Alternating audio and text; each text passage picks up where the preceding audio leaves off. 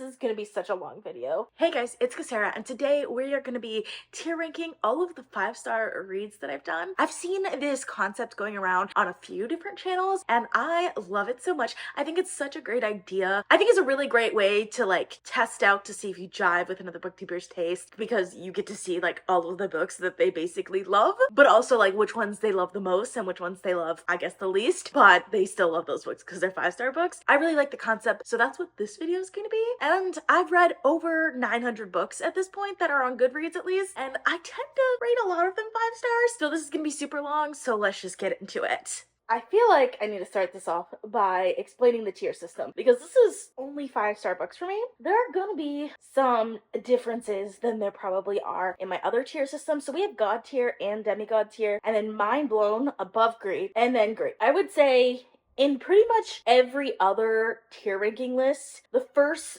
3 tiers here would be like God tier for me. But because this is all 5 stars, I felt like breaking that out into multiple tiers. So great would be kind of like the demigod tier for me normally. And then we have guilty pleasure, good, which are just solidly like 5-star books for me. And then we have the audiobook made me do it. So these are books that I had some sort of outside influence that like changed my opinion of it. A good amount of these are probably going to be the audiobook narrator. I haven't actually gone through and decided, but I think a lot of these are going to be the audiobook narrator, but some of them might be like booktube hype and things like that, that there's just some outside influence that if I didn't have that influence, I probably wouldn't have rated it 5 stars. Then we have because I either don't remember the book, or I don't remember very much about the book, so it hasn't really stuck with me, or I don't remember why I rated it 5 stars, or like when I look at this list of other books, it just doesn't fit in with my opinion of what a 5-star book should be. Then we have Young Me Loved It. These were books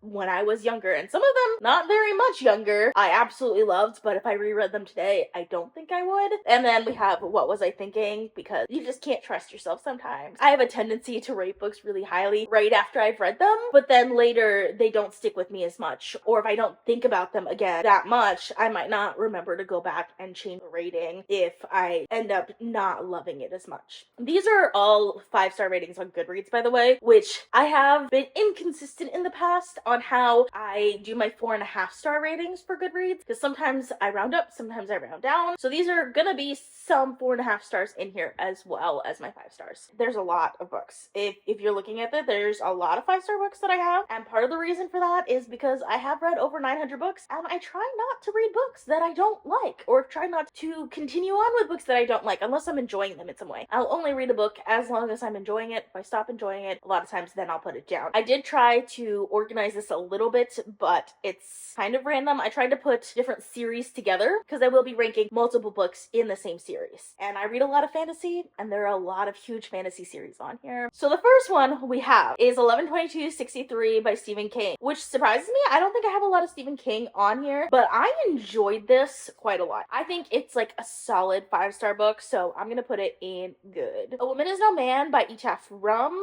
This one I do remember enjoying a lot. It's like a multi-generational, like historical fiction about women who are immigrants, which I think to an extent that is like a type of theme that I would enjoy a lot. So I almost want to put it in guilty pleasure, but I think I'm just gonna put it in good as well. Then we have Alice in Wonderland. And for this one, I'm gonna put the audiobook made me do it, because the audiobook absolutely did make me do it. I picked up the version with one of my favorite audiobook narrators, and I mean, I picked up this because this audiobook narrator has a version of it, and I loved it, of course. You know me, I love audiobooks. An Absolutely Remarkable Thing by Hank Green. So this one, I'm gonna put in mind blown. But the point of the mind blown here is there's something about this book that just absolutely blows my mind. It could be something that I learned or something else about the book, where there might not be like other things about this book that make it like a new favorite, but because of like the one thing, it's a 5-star book for me. I feel like a lot of non-fantasy books are gonna end up up in this tier, it started with one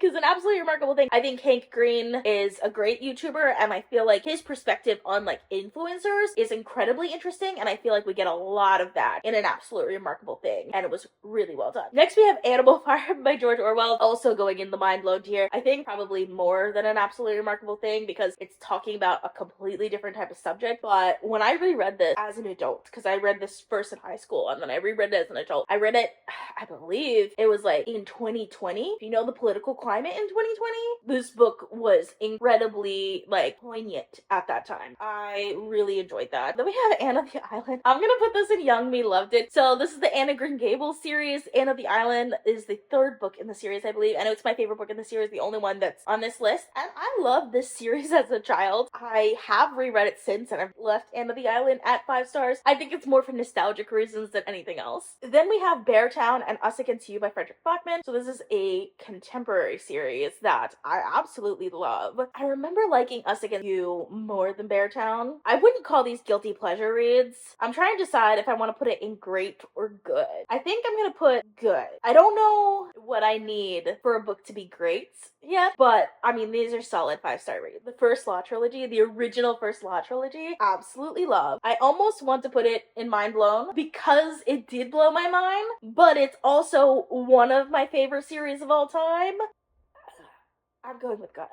I don't know why I'm so, like, I don't know why I'm so, I think it's because it's so early on. I'm not sure how I'm going to rate other books in comparison in those last 3 tiers, but I think Joe Abercrombie is as one of my favorite authors of all time. Like, one of the reasons why I love Grimdark so much. I think he deserves to be in God tier. Let's see what order. I'm gonna put Last Argument of Kings first, because that's my favorite of that trilogy, but then The Blade itself, and then Before They Are Hanged. This series has some of the best written, morally ambiguous characters that I've ever seen, and one of my favorite characters of all time is in this series, and I just absolutely love every second of it. I do need to do a reread of this, but I have so much that I want to read right now that it is gonna be a while, but I absolutely love the series. One of my favorite series of all time. Children of Time. So this is a recent read, so I don't know how long this is gonna hold up. Like, and I mean recent, within the last month I read Children of Time. I haven't continued on with the series yet, but I don't know how much this is gonna hold up. But as of right now, this is a great book. Like, I am so excited to continue on with the series, and I cannot wait to see where it's going. I don't read a lot of sci-fi, but this is like hard sci-fi at its best, in my opinion. Then we have The Underland Chronicles by Suzanne Collins. This is like my most adored series from childhood. I mean, Harry Potter too, but The Underland Chronicles is the one that I think of the most from childhood and like am nostalgic for the most, probably because Harry Potter is everywhere, whereas The Underland Chronicles, like, I don't know anyone else who's read them. If you've read The Underland Chronicles, please let me know in the comments. I would love to talk to you about it. But it's one of those series that I just can't get enough of. I reread it like multiple times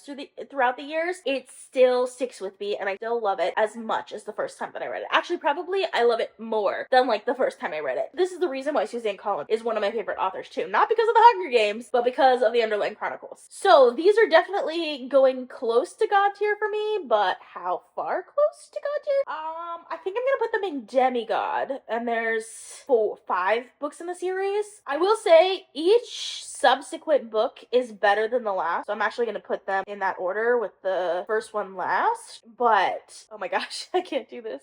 And Code of Claw was just the ending was so good. It's about a boy named Gregor who is with his baby sister, who they call Boots, and they live in New York, and he's doing laundry, and they fall through a grate in the basement of the laundry room into the Underland, which is this world in which there is a giant talking rats and spiders, bats, and they fly on bats, and there's just so much in this world. It was probably one of like my first like forays into what actually feels like a high fantasy world, even though this is technically not high fantasy.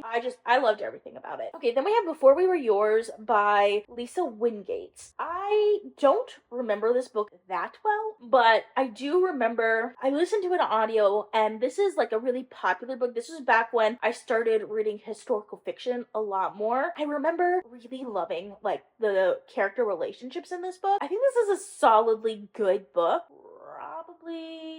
probably right around there. Okay, then we have Best Served Cold. Obviously, you know I love Joe Abercrombie, and Best Served Cold is one of the few books by him I have here. I don't know if I would put it as God tier, so I'm gonna stick it as demigod. Before or after? I don't have, like, it's so hard to try and, like, put a adult, like, grimdark fantasy book up against, like, a middle grade series. I mean, if I think nostalgically, I'd have to put it afterwards. I feel bad about that. But that's just how I feel, okay? Then we have Anxious People by Frederick Bachman. Obviously, I like Frederick Bachman a lot, but I'm gonna put this in, mostly not because I don't remember reading it. It hasn't really stuck with me that well. I don't remember necessarily what it was about. I remember enjoying it, though, when I read it. This is what I'll probably end up having to do a reread on. I'm not fussed by that, though. I do still think it's a good 5-star book, but it just hasn't stuck with me as much as some of these other books. Oh, then we have Song of Ice and Fire by George R. R. Martin, which is one of my favorite series of all time. I'm missing a book. I'm missing A Feast for Crows. Maybe I didn't rate A Feast for Crows 5 stars. I feel like it should be 5 stars, but I think because I'm always in a book hangover after Storm of Swords and A Feast for Crows, calling characters that I don't love, I might have accidentally left it in the 4-star category, but in my opinion, they're all 5 stars. And they're gonna be in the God tier category or close to it. The first book in the series, Game of Thrones, I mean, like, the first one, you kind of have to. Second one of my favorite battles of all time is in A Clash of Kings. Like, not necessarily the battle itself is my favorite, but the perspective of the battle is my favorite. I just absolutely love it. Before or after? I think after. And then we have A Storm of Swords, which is my favorite book in the series.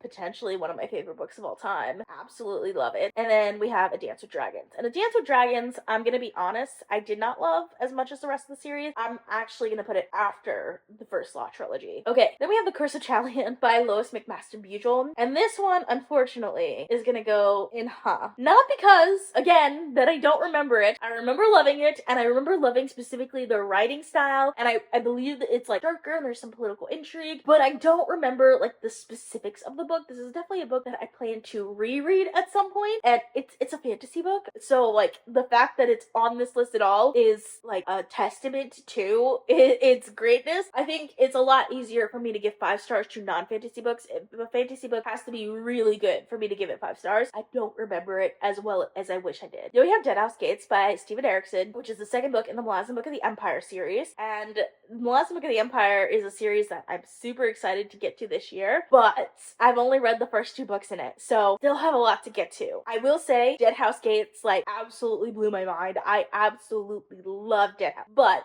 it is definitely better than what I would call a mind-blown tier. I feel like if I had read more of Malazan, I would probably put this higher, but I'm not nostalgic for the series yet the way I am for some of these other series, so I'm just gonna put it in demigod for now. We'll see if I change my mind, though. I think the series has the potential to be one of my favorites of all time, and if that happens, I'll probably end up liking Deadhouse Gates a lot more. I don't have Gardens of the Moon on this list, in case you were wondering, because I did not love it as much when I first read it, and I do love it, but it's still like a 4-star book. I think I rated it 4.5 stars, so not low, but it's just, I don't have the nostalgia for it that I do some of the other fantasy books that I have rated 5 stars. The Call of Cthulhu by H.P. Lovecraft. I'm kind of surprised this is on the list, because I mean, I remember it. It's like, I think H.P. Lovecraft is very good at having, like, just, like, almost mind-blowing, like, close to, like, mind-blowing scenes, but then, like, that's all there is to the book, and I want there to be more.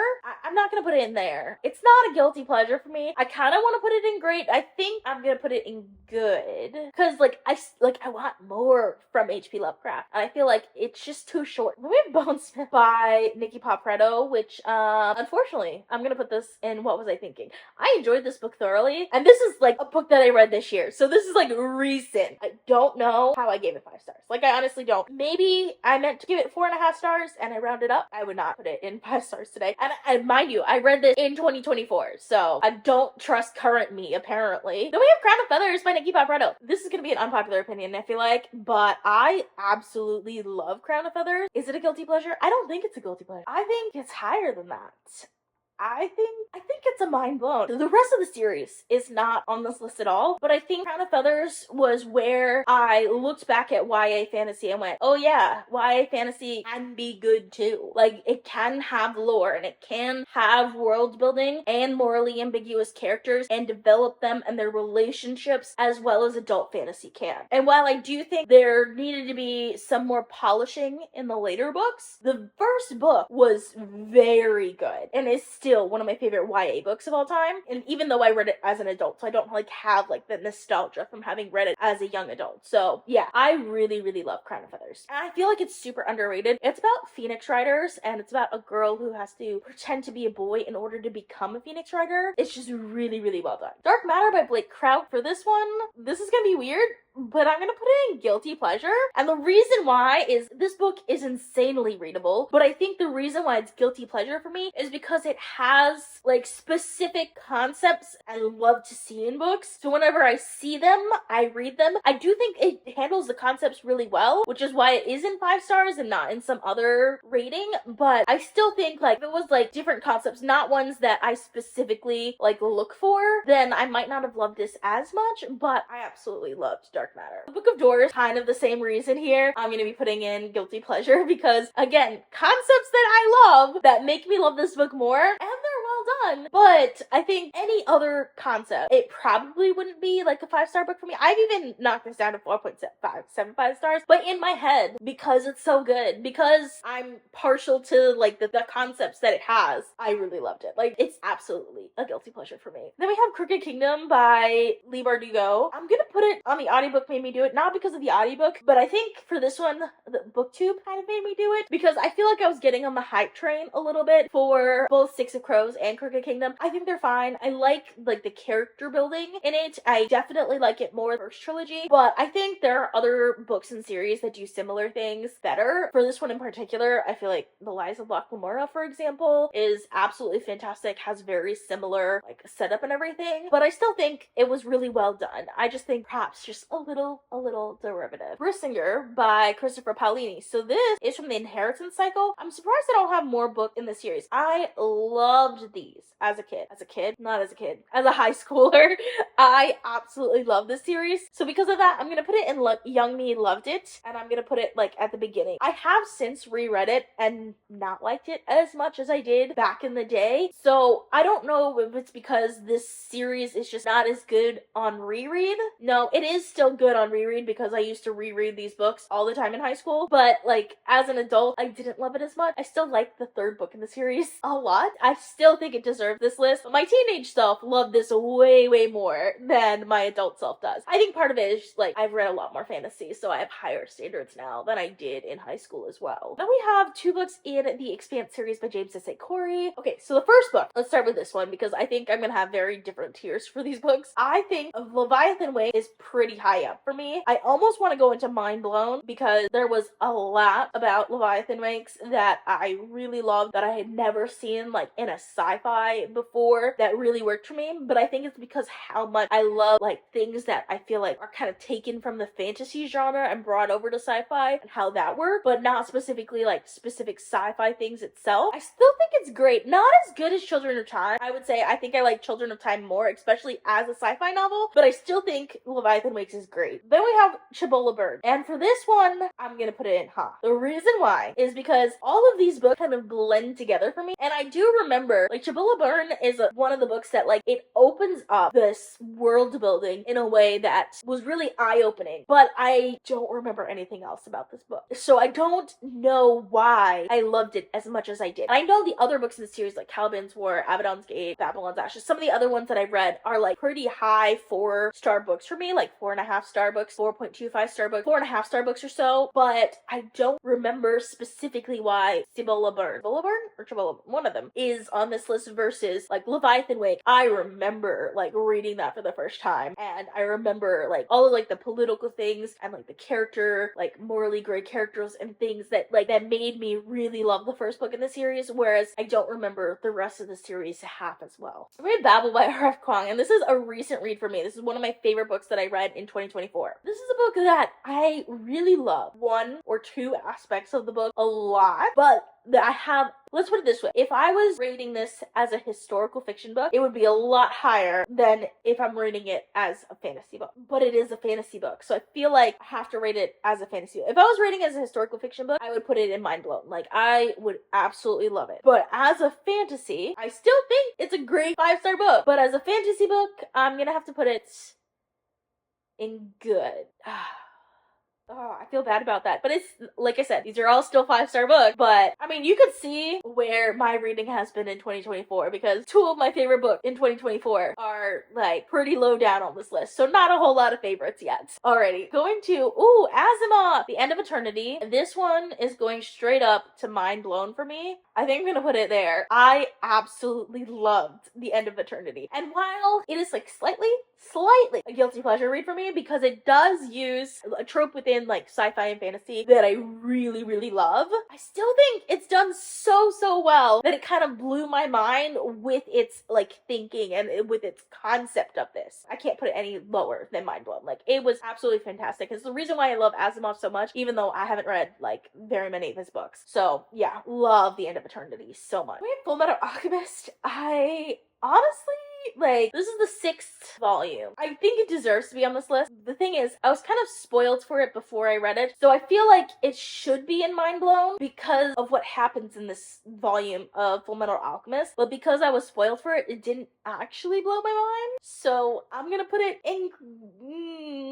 good. I'm gonna put it in good. I know, I feel maybe a little bit lower. I'm gonna put it in, not because of the audiobook, obviously, because it's not an audiobook, but I kind of feel like, to an extent, because of the hype, I also really wanted to like this, so I liked it because of that, even though it didn't blow my mind, but it probably would have blown my mind if I wasn't spoiled for it before, if that makes sense. I have to go off of the experience that I had, not the experience that I wanted, so because of that, it's just going in the, we'll go the hype made me do it. Now we have a lot of Fits in the Fool books, so there's not all of the books. Like, the first books in both the Tawny Man trilogy and the Farseer trilogy are not included here. So those are 4-star books, 4.5-star books for me. Actually, I don't know if I actually gave Assassin's Apprentice 4.5 stars. Might not have. Anyways, those are 4-star books for me.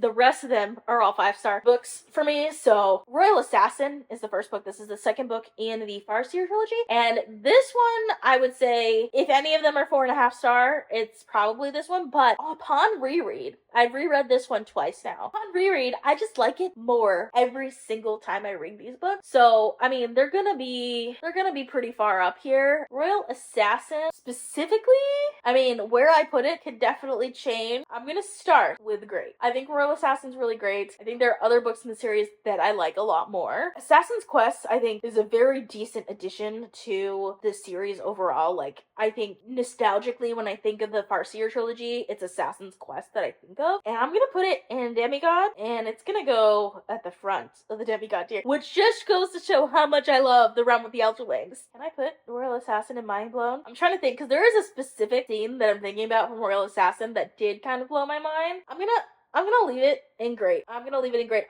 don't have a way of, like, I don't know how I would compare it to Children of Time or Leviathan. I know I like it more than Leviathan. Wait, do I like it more than Children of Time? I don't know. Like, honestly, I don't know if I like it more than Children of Time. So we're gonna leave it there for now. Golden Fool. Oh my gosh, I love Golden Fool so much. Do I like it more than Assassin's Quest? I don't think so. I see, second books in series, like, I love them, but I don't know.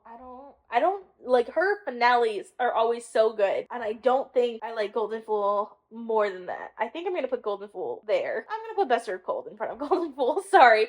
So it's still Demigod tier, but, like, there's room for improvement. Then we have Fool's Fate, and for me, Fool's Fate is the first Robin Hobb book that I would say is, like, God tier that I had. So absolutely loved Fool's Fate. Well, it's the first Fits following Robin Hobb book that is, like, God tier for me, but really good. Now, do I like it more than any of these? Probably not. I probably leave Fool's Fate there. Then we have Fool's Assassin, which is the first book in the Fits in the Fool trilogy, which is the last trilogy. This is the first book in it, though. The beginning for me was quite slow, but it's the only first book in these trilogies that actually made it to this list. So I feel like that says something about it. I do think I like it more than Royal Assassin. Do I like it more than Royal Assassin? I don't think I like it more than Royal. I'm gonna put it here in great. I think the fact that it actually made it to a 5-star ranking for me, like, says a lot of how much I love this book, but especially with other books in the series having 4-star ratings, there are better books in the series. Let's just put it that way. There are better books. And Fool's Quest is one of those. Fool's Quest is fit chivalry farcier at his best. I absolutely love Fool's Quest. More than Fool's Fate? Fool's Quest more than yeah, I think that's weird. That's hard for me because Fool's Fate is a finale to the trilogy, the Tawny Man trilogy, and it is so well done. Whereas Fool's Quest, I feel like there's still so much that I want from Fool's Quest, but yet I think we get the most character growth in Fool's Quest in this entire series. So I think I'm gonna do it there. Better than Dance with Dragons? Nah, I'm gonna leave Fool's Quest there. Yeah, okay. And then we have Assassin's Fate, which, if you watched my tier ranking of The Realm of the Elderlings, you'll know is my favorite Realm of the Elderlings book. I would probably put it, yeah, it would be, I think it would be ahead. I feel like I should, like, yeah, that's where I would put it. I'd put it, like, right in the middle of the First Law series, because I love the First Law series a lot. I think Last Argument Kings probably beats out Fool's Quest for me, but Fool's Quest is, like, such a good closure to a series. Like, this is a 15 book series? It's more than 15 books. 9 plus 7, how many books? 16 book series. And Fool's Quest delivers on completing every single story thread in a very satisfying way. So I absolutely loved Fool's Quest, sorry. Assassin's Fate. Love The Realm of the Underlings, one of my favorite series of all time. I wish Robin Hood wrote more books so that I could read them because she's amazing. Okay, now we have The Girl with the Dragon Tattoo, and did I read this book just because of the word dragon in the title? Yeah, I did. It's not a fantasy book, despite what it looks like. I still really enjoyed this. This is like, I would say more like a thriller. I think this is like a solidly great book. Would I put it in front of some of these? Probably. But I think, especially the first book in the series, but I think each subsequent book I liked a little bit less than the last book, but solidly good. It's one that I honestly would like to reread because I don't remember like the details of it that much, but I remember absolutely loving this. And then we have The Girl Who Kicks the Hornet's Nest, which I liked a little bit less than that. I'm gonna put this one actually in good. Yeah, I'm gonna put it there in good. And then the last book in the series was not a 5-star book for me, but solidly great series. Then we have Defy Night by Bridget Kemmerer, which I'm putting, again, what was I thinking? Like, why is this a 5-star book? Why? Again, this is a book that I rated in 2024. So current me is hoping to have 5-star books, and apparently when I compare it to the list of books on this list, it doesn't deserve 5 stars. Anyways, Green Eggs and Ham. This is a book from my childhood, obviously. I'm gonna put it as Young Me Loved It. It's gonna be the first Young Me Loved It, and the reason why is because I memorized this book before I was even able to read. Like, they did not know that I did not know how to read because I would read this book out loud to people. So yeah, even though I didn't know how to read, like I said, I memorized the book as a child. Then we have Hamlet by William Shakespeare. I read this in high school. I enjoyed it a lot, but is it a 5-star book? I think I would have to reread it to determine if it's a 5-star book for me. So I'm gonna put it in because I just don't remember it well enough. Then we have Divine Rivals and Ruthless Vows. I don't think it's a what was I thinking situation, but I think there was some hype around this that made me want to like this probably more than I did. I don't remember which one I liked more, but yeah, I would put it there. Imaginary Friend by Stephen Chbosky. This is going in the audiobook, made me do it. I love the audiobook. I do have the physical book, but the audiobook was quite well done. It's a long book. Like, I probably wouldn't have finished this if it wasn't for the audiobook, but it also kind of made me want to read. Is this horror? I feel like this is kind of horror, and it kind of made me have more love for the genre. I do think it still deserves to be on this list, but it is a little bit of the audiobook made me do it. Imago by Octavia E. Butler. I don't know why this is the only book I have by Octavia E. Butler on this list. I love Butler, like, so much. I want to put it in Mind Blown, but I also kind of want to put it higher. I think I need to finish more Butler's books and, like, reread them before before it gets into like the god demigod tier. So I'm gonna put it in Mind Blown. Yeah, and I think that's a good spot for it. I need more Butler books on this list though. I need to reread her books so I can add more of them to this list, because I feel like some of them will get into the god and demigod tier, because Octavia Butler is amazing, but I'm not there yet. I'm surprised neither Dawn or the sequel to this, I forgot what the sequel's name is on here, because Dawn specifically, I remember absolutely loving, but yeah, like that one would be more of a Mind Blown for me than Mago is. It's on here, so like, I mean, it absolutely deserves to be here. I think I read them too recently and haven't reread them enough yet to get them into like favorites of all time, which is where these god and demigod tier books are coming from. Then we have the Greenbone Saga by Fonda Lee. I absolutely love the Greenbone Saga, obviously, since I have all books in the like 5-star ratings, so it's gonna go pretty high. Jade City, I think I'm gonna put it in Mind Blown. I'm gonna put it there in Mind Blown. Like, this really opened my eyes to what like high fantasy could be, because this is like, technically it's urban fantasy, but it's really, really well done urban fantasy.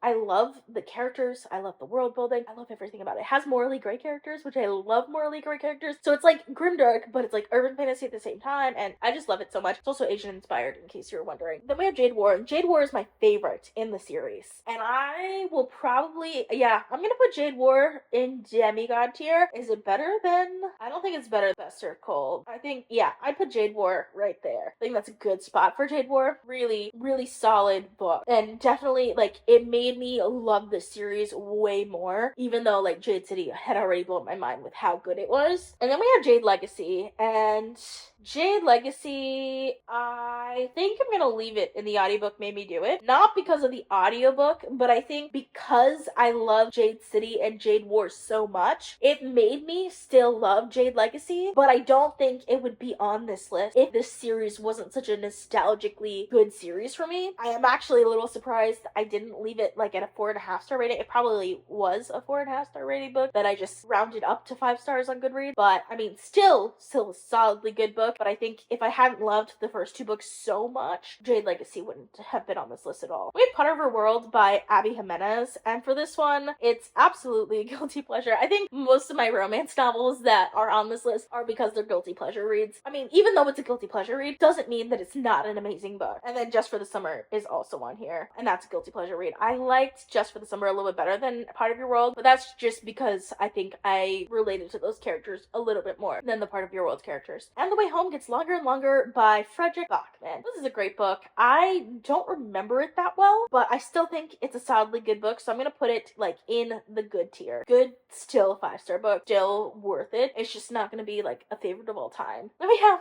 How to Be a Pirate. This is the second book in the How to Train Your Dragon series. I haven't gotten fully through the series yet. I'm like in book 7 or something like that. This is the only book in the series that's on this list, but I loved How to Be a Pirate. And I read this as an adult, so I can't even like say young me loved it, because I read this as an adult. I mean, I was a younger version of myself. Like, this was like 5 years ago maybe, but I still absolutely love this. So it's gonna go pretty high. I think I'm gonna put it in great. I think it deserves guilty pleasure. Great. Guilty. I'm gonna put it in great. There's a reason the rest of the series is not on this list, because I don't think the series as a whole is like a 5-star series, but this particular book, I think I remember it got me like super emotional. So love How to Be a Pirate. Then we have A Monster Calls, and for this I'm gonna put it in the audiobook made me do it. Not because an audiobook made me do it, but I think because so many people loved it and it was an award winner, I kind of gave it 5 stars, and then I probably never thought about it again. I think there was a little bit of a hype train here. And then we have The Hunger Games, and The Hunger Games, in my opinion, is like a perfect book. Like, it's perfectly, like, I don't know how to explain it. The rest of the series I don't like as much as The Hunger Games, but The Hunger Games specifically, I read it as an adult, so I don't have like the nostalgia of being the age of the characters when I read it, because I read it in college, I believe. But it was before it got like super popular, because I remember my sorority wanted to read The Hunger Games after the movie came out, and I was just like, wait, there's a movie? Because like I had read it previously, and I had read, I think, Catching Fire also, and because of Catching Fire, I like put down the series and hadn't continued on. But The Hunger Games itself was a book that like I absolutely love. Like, I think like it's a technically perfect book is like how I would say it, where like the skill of the writer is just so well done. Like, you can't not like this book. Like, it's a high concept book, it's emotional, it's written in such a readable way that like I feel like I need to put it in demigod tier, but I don't actually love this series as much. So I think I'm gonna go with Mind Blown. And the reason why I'm putting it in Mind Blown is like because of the writing, not necessarily because of the story. Again, another reason why Suzanne Collins is like one of my favorite authors of all time. And we have the other Robin Hobb series that's on here, which is the Lives of Traders trilogy, which is the first Robin Hobb series that I absolutely love. So we have Ship of Magic, Mad Ship, and Ship of Destiny, which Ship of Magic is amazing. I will say, I think I can't decide where I want to put it because I love Ship of Magic so much. I think I'm gonna put it in demigod, and I'm gonna put it at the front of the demigod tier because I do like it more than Assassin's Quest. Even though Assassin's Quest is like the third book in a series and a finale, it's really, really well done. I still think Ship of Magic beats it for me. Then we have Mad Ship, and Mad Ship is my favorite book in the Lives of Traders trilogy, and I'm gonna put it, it's gonna be a god tier book. I just can't decide where in the god tier I'm gonna put it. I think I like it. Yeah, I'm gonna put it there. That was really hard for me because character growth in Fool's Quest. But Mad Ship is so good. There is a ship that has gone mad. Which is one of my favorite books of all time. And then we have Ship of Destiny, and I did not like Ship of Destiny as much as Mad Ship and Ship of Magic. And that's because of the ending. Not because the ending wasn't good, because I think 80% of the ending was really good. But there's one particular unlikable character that I did not like his ending of. So because of that, it like hindered my ability to love this book as much, but I still think it's like a god tier book or demigod tier. I'm gonna put it at the end. I like it more than Golden Fool. Do I?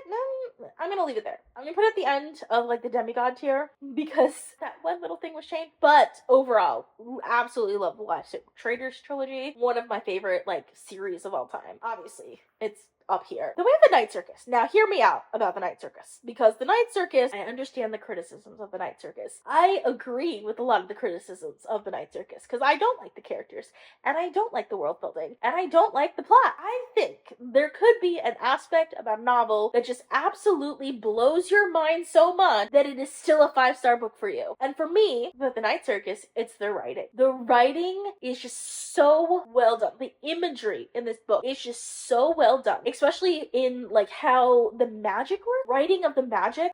I love it so much. I also really love the audiobook, but I'm not putting in the audiobook made me do it because it's more than just the audiobook that makes me love this book so much. So I have to put it in Mind Blown for me, and I'm gonna put it after Animal Farm because Animal Farm is like amazing. The writing in the Night Circus, it just blows my mind every time I reread it, and I have reread this book many times. This is probably one of my favorite, like if this was not a fantasy book, it would be like one of my favorite books of all time. Like I have to rate it based off of a fantasy book, and like I said, character, plot, world building, did not love, but I love the writing so much that I can't not love this book. We have Nevermore by Jessica Townsend. So the Nevermore series is absolutely adorable. It makes me super nostalgic like for the Harry Potter series, which I think is part of the reason why it's on here. But I still love the main character Morgan Crow and all of like the antics and adventures she goes through, and I love the world building, and it's just a great middle grade series, and I cannot wait for the next book to come out because it's coming out soon. And mind you, I read this as an adult because obviously it's an ongoing series. I think the first one I would put in Mind Blown.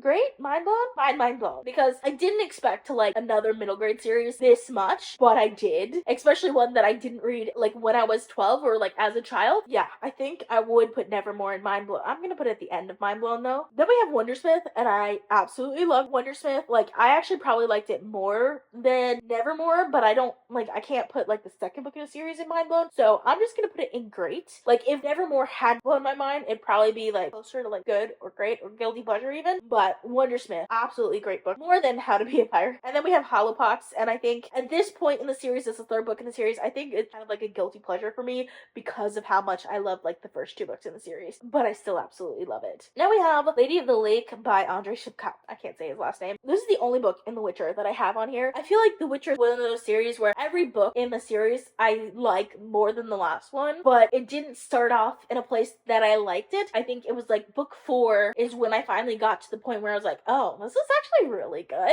So like it took a while for me to actually get a 5-star book out of it, but I still think this is a 5-star book. I really, really enjoyed. I think The Witcher also, like part of the reason I like it is because of the writing and the audiobook specifically. I like the audiobook narrator a lot, which makes me like it more. But I think Lady of the Lake is a solidly great book. Sorry. It's a solidly great book. I'd probably put it, I don't know where I want to put it now. I'd probably put it at the end here. It's not a favorite series of mine, but I think like this book in particular, I really loved some of the concepts that it had. Then we have Strange the Dreamer and Muse of Nightmares, and these are definitely going into the audiobook made me do it. And that's because the audiobook actually did make me do it. I mean, book 2 made me pick them up, but the audiobook made me love them. I don't think I would like these books half as much if it wasn't for the audiobook narrator, but it was just such a great reading experience for me. I think I do want to go back and reread them too. Then we have the Harry Potter series. This is one of my favorite series of all time. Obviously, I'm a millennial, so why wouldn't it be? But it's also one of those series that I think has held up. Like, I have reread this series as an adult and still loved it as much as I did as a kid. So we're gonna rank these as well. So we're gonna start with the Sorcerer's Stone, which I think is probably my least favorite book in the series. So, I mean, you'll get an idea of how much I like this series when I rank Sorcerer's Stone. I still think because I like the rest of the series so much, it's gonna end up in Demigod. Like, there's a reason they're all 5-star books for me. And, like, I mean, part of it is the readability of them. When I think about it, I would put it at the end of the Demigod. Then we have Chamber of Secrets. And Chamber of Secrets, when I was a kid, originally, Chamber of Secrets was my least favorite book in the series. Sorcerer's Stone is now. But as an adult, I actually like Chamber of Secrets a lot more than I used to in the past. I still don't think it's better than, like, the later books in the series, but as an adult, it has grown on me. I would put it right about there. And the reason why is because there are some, like, horror elements to Chamber of Secrets that as a kid, I just, like, did not like, but as an adult, I like horror a lot more, and that has made the book better for me. Then we have Prisoner of Azkaban, and you gotta know, Prisoner of Azkaban is my favorite Harry Potter book. I would say I like A Storm Swords more than Prisoner of Azkaban, but I really, really love Prisoner of Azkaban. So it has time travel in it, and I love time travel, and I love the way that it's done in this book. I also like that it's kind of like a no Voldemort book, if you know what I mean. We can have a whole discussion about this, but it's my favorite Harry Potter book, and it is up there for me. Then we have Goblet of Fire, and Goblet of Fire is a solidly amazing book. I really, really love Goblet of Fire. Where would it be on this list? But the thing is, Goblet of Fire does open up the world, like, themes that some of the other books in the series didn't have, like fake news, for example. Like, it has, like, this political side to it that I think I love as much as, like, the political things that you see in, like, A Song of Ice and Fire. Oh, this is so hard. So hard. Like, ranking your favorite books of all time, there's still more books in the Harry Potter series, and Goblet of Fire is not my second favorite book in the series. Order of Phoenix, I think, is solidly good book. I don't think it's as good as Goblet of Fire. I do think it's further down the line for me. I understand why for some people this is, like, their favorite book in the series. I'm gonna put it there. Then we have Half-Blood Prince, and for me, when I was reading it as a kid, the Half-Blood Prince was my second favorite book in the Harry Potter series. Since then, I have not liked the Half-Blood Prince as much. I think for me, the Half-Blood Prince would probably be a Demigod tier book more than Chamber. As an adult, I actually like Chamber of Secrets a lot. A lot. I think part of the reason why Half-Blood Prince is so good, though, is because we get a lot of, like, Voldemort's background. Like, I like having, like, that character motivation, that character backstory of him. So I think that's why I'll put it higher on this list. I don't think I can put it more than Deadhouse Gates, though. I kind of want to put Deadhouse Gates higher than where it's at. Then we have Deathly Hallows. And Deathly Hallows is my second favorite book in the Harry Potter series. I would say Prisoner of Azkaban is a little bit of a guilty pleasure, but Deathly Hallows is legitimately amazing. And I think I'm going to put it, I think I'm going to put it after A Game of Thrones, but before Clash of Kings. Like, I think it's such a great ending to a series. And I know a lot of people did not like it, but I think the way J.K. Rowling got all the different, like, small threads and, like, just little things that tied it all together was really well done. So I ended up really loving it. Similarly to the way Assassin's Fate ended. That's how I feel about Deathly Hallows, but I like the Harry Potter series more. And it's not nostalgia because I have reread it and liked it just as much. It's one of my favorite series of all time for a reason. Then we have It Ends With Us by Colleen Hoover. This is the only Colleen Hoover book that is on this list. I since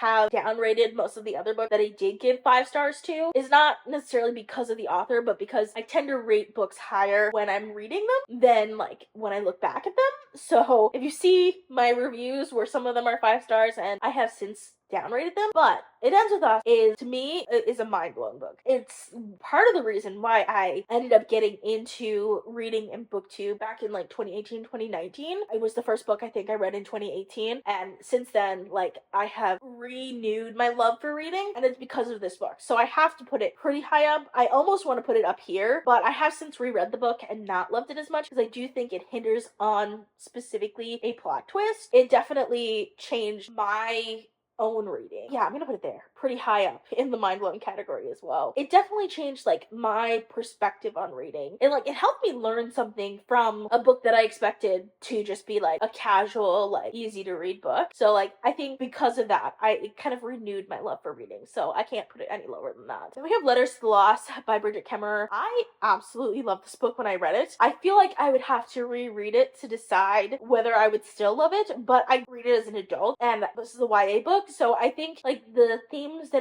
it goes through with grief and things like that, I still think it would be like a solidly great read. So I'm gonna put it there. Then we have More Than We Can Tell, and for this one, I'm not sure if Letters to the Lost is changing my opinion of More Than We Can Tell. So I'm just gonna put it in guilty pleasure because I do think it's not like a young me loved it situation. Like I didn't jump on the hype of this book. I think it's like a solidly amazing book, but I think it could potentially be a little bit of a guilty pleasure for me as well. Then we have the Mistborn trilogy. Will of Ascension's not here, but we have The Final Empire and Hero of Ages.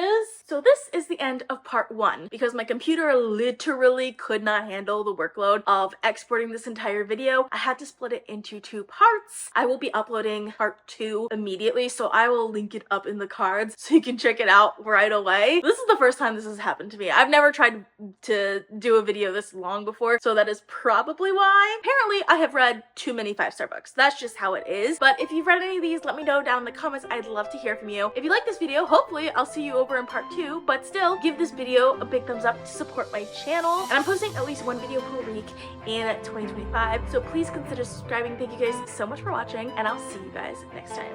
Bye!